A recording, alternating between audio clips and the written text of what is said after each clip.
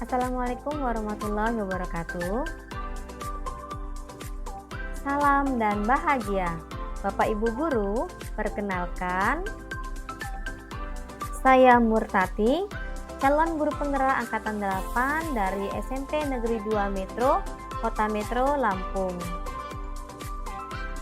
Video kali ini adalah tugas modul 2.1.A.8, yaitu koneksi antar materi, pembelajaran berdiferensiasi. Apa itu pembelajaran berdiferensiasi? Pembelajaran berdiferensiasi adalah usaha guru dalam menyesuaikan proses pembelajaran di kelas untuk memenuhi kebutuhan belajar individu murid. Artinya, pembelajaran berdiferensiasi berorientasi pada kebutuhan murid dan mendukung semua murid di kelas. Artinya apa ya? Ingat bahwa setiap anak itu adalah unik. Mereka punya kelebihan dan kekurangan masing-masing. Begitu juga dengan gaya belajar, pola pikir, kebiasaan, kemampuan literasi numerasi, dan lain sebagainya. Pasti berbeda kan? Nah, disinilah diperlukan usaha guru untuk dapat memenuhi kebutuhan belajar murid yang berbeda-beda, agar mereka merasa nyaman dan aman saat belajar di kelas. Dan tentunya tujuan pembelajaran akan dapat tercapai.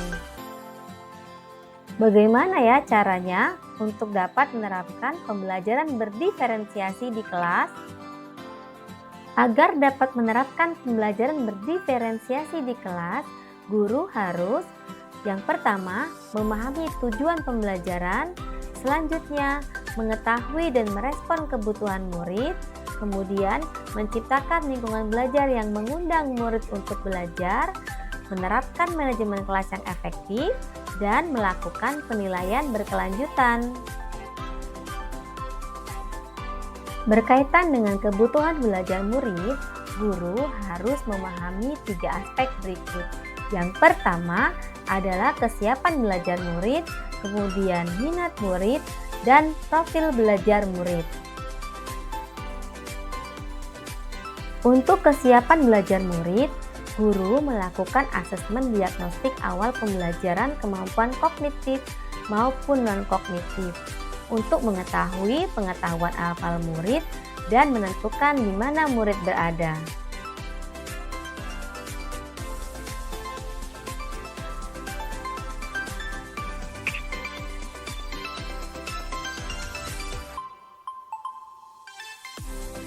Selanjutnya adalah minat murid. Minat setiap murid pasti berbeda-beda. Minat adalah salah satu motivator penting bagi murid untuk terlibat aktif dalam kegiatan pembelajaran. Guru memberikan pilihan kepada murid untuk belajar sesuai dengan minat mereka. Dan yang ketiga adalah profil belajar murid. Profil belajar murid berkaitan dengan yang pertama, lingkungan,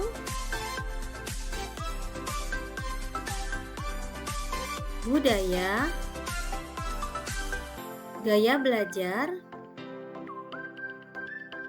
dan kecerdasan majemuk yang berbeda-beda. Guru memberikan kesempatan kepada muridnya untuk belajar secara alami dan efisien bergantung dengan gaya belajarnya, kecerdasan majemuknya, pengaruh budaya, dan lingkungannya. Kebutuhan belajar murid dapat diidentifikasi dengan cara-cara berikut. Yang pertama, mengamati perilaku murid. Kedua, mengidentifikasi pengetahuan awal. Ketiga, mereview dan merefleksi kegiatan pembelajaran. Keempat, berbicara dengan guru murid sebelumnya. Yang kelima, membaca raport murid di kelas sebelumnya. Dan yang keenam, menggunakan berbagai penilaian formatif dan sumatif. Strategi untuk mendiferensiasikan pembelajaran yaitu diferensiasi konten, diferensiasi proses, dan diferensiasi produk. Diferensiasi konten berkaitan dengan apa yang akan kita ajarkan seperti materi, konsep, atau keterampilan yang dipelajari sesuai dengan kurikulum. Mendiferensiasikan konten dapat dilakukan dengan membedakan pengorganisasian atau format penyampaiannya, bukan mengubah atau menurunkan standar kurikulum.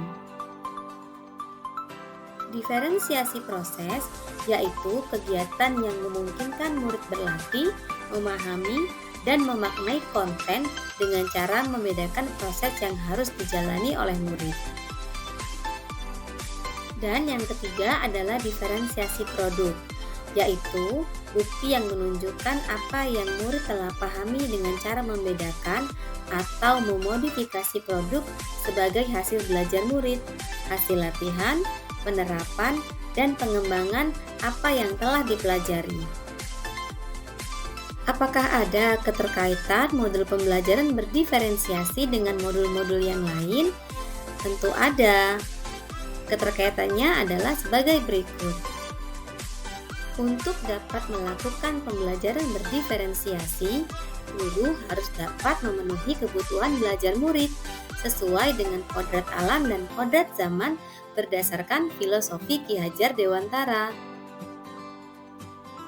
Selanjutnya, seorang guru penggerak harus berpihak pada murid, reflektif, mandiri, kolaboratif, dan inovatif untuk menciptakan pembelajaran yang berdiferensiasi agar dapat memenuhi kebutuhan murid.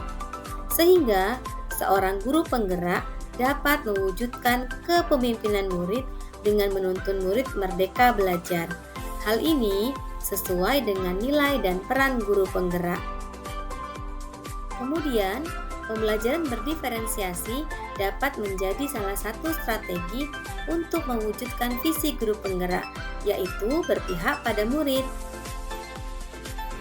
Dan dalam pelaksanaan pembelajaran berdiferensiasi antara guru dan murid harus ada kesepakatan kelas yang kemudian menjadi keyakinan kelas terlebih dahulu agar proses pembelajaran dapat berjalan dengan baik sesuai dengan nilai-nilai kebajikan yang diyakini, sehingga menjadi budaya positif di sekolah. Demikian pemaparan koneksi antar materi modul 2.1 tentang pembelajaran berdiferensiasi. Semoga bermanfaat. Terima kasih.